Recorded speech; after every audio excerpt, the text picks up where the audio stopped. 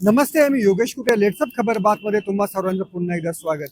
एखाद्या नेत्यानं पक्ष सोडल्यानंतर त्याच्या वाट्याला सध्या कौतुक येण्याचे दिवस फार कमी आहेत किंवा असे प्रसंग अपवादाने येतात. आता हा जो पुण्यामध्ये प्रसंग घडलेला आहे, शरद पवार राष्ट्रवादी काँग्रेस पक्षाचे शहराध्यक्ष प्रशांत जगताप यांनी पक्षाचा राजीनामा देऊन काँग्रेसमध्ये प्रवेश केला. खरं तर काँग्रेस कोणत्याही ठिकाणी सत्तेवर येण्याची चिन्ह नाही आहेत. काँग्रेसला फार मोठा काय आता सध्या महाराष्ट्रामध्ये जनाधार आहे अशी परिस्थिती नाहीये.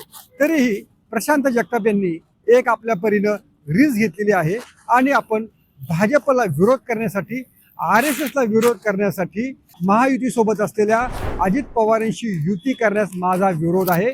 त्यामुळं मी काँग्रेसचा पर्याय स्वीकारलेला आहे.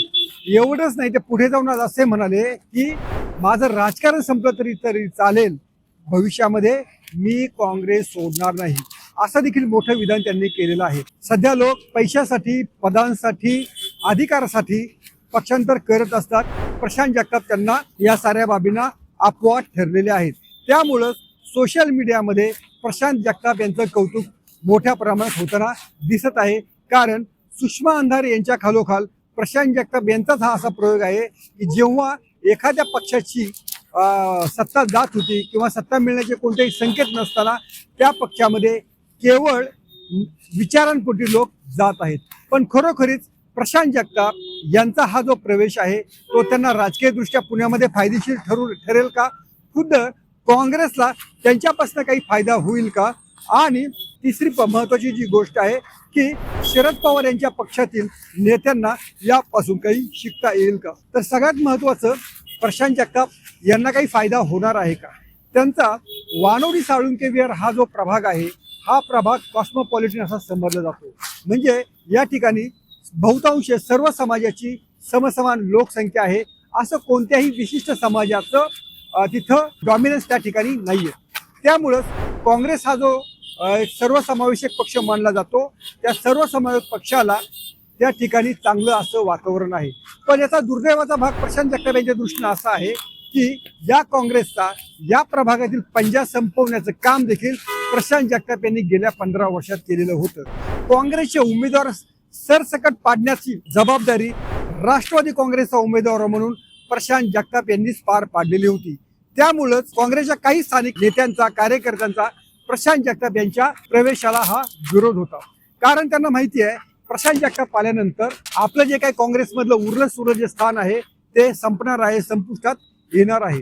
दुसरी गोष्ट अशी आहे की ज्या माणसानं काँग्रेस संपवली, ज्या माणसानं त्या ठिकाणी पंजा हा त्या ठिकाणी हद्दपार केला, त्याच माणसाला तुम्ही परत घेता आहात, हे अनेक कार्यकर्त्यांना रुचत नव्हतं.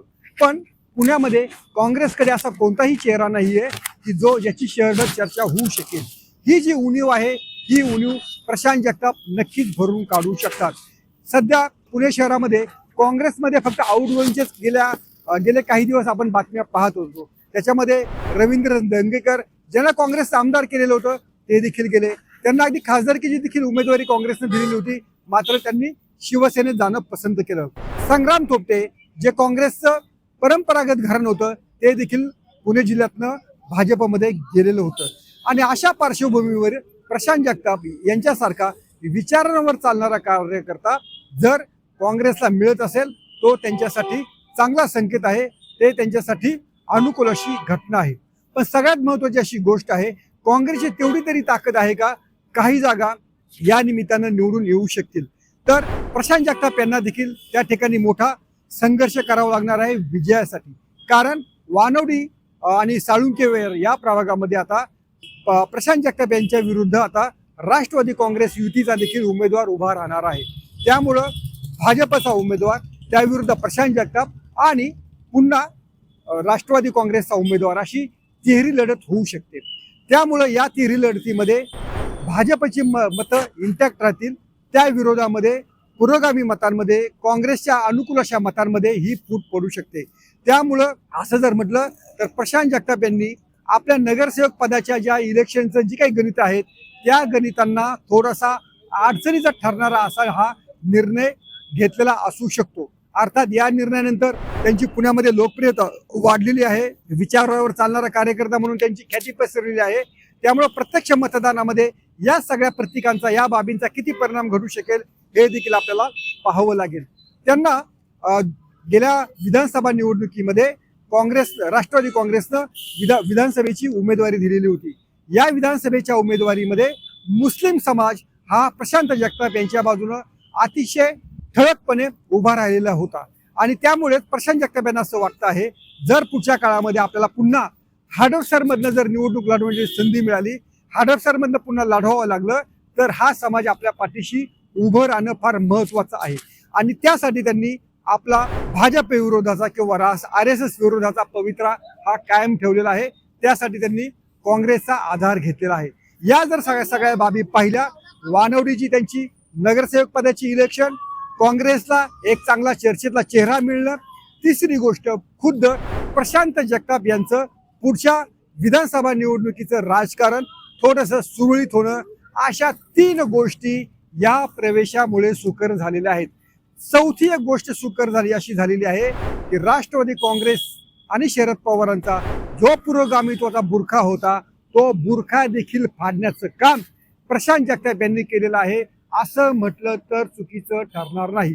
कारण ज्या अजित पवारांनी शरद पवारांचा पक्ष फोडला, चिन्ह पळवलं, त्या अजित पवारांच्या विरोधात शरद पवार यांचा न्यायालयामध्ये दावा दाखल आहे, तरी शरद पवार आणि त्यांच्या कन्या सुप्रिया सुळे, रोहित पवार हे त्यांच्यासोबत युती करतायत आणि जे अजित पवार ही निवडणूक झाल्यानंतर पुन्हा भाजपच्या नेत्यांच्या मांडीला मांडी लावून बसणार आहेत.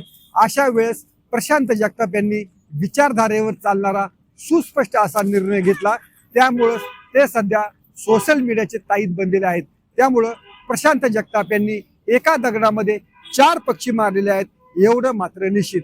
त्यामुळं प्रशांत जगताप यांची या निर्णयानंतरची राजकीय वाटचाल, राजकीय कारकीर्द कशी राहते हे आपण पुढच्या भागामध्ये पाहूयात. पण सध्या तरी प्रशांत जगताप हे पुणेकरांच्या सोशल मीडियामधल्या पुरोगामी लोकांच्या गळ्यातले ताईत बनले आहेत एवढं मात्र निश्चित. हा व्हिडिओ तुम्हाला कसा वाटला आवर्जून सांगा. पाहत राहा लेट्स अप मराठी.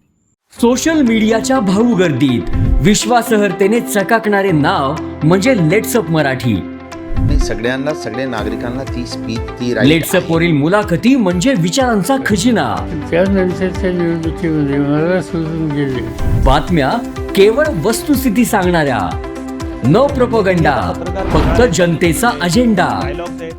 क्योंकि आने वाला कल जाने वाला है, जाने वाला कल आने वाला है. राजकारण, मनोरंजन असो की क्रीडा क्षेत्र, महाराष्ट्राची स्पंदने संवेदनशीलतेने टिपणारे माध्यम म्हणजे लेट्स अप मराठी.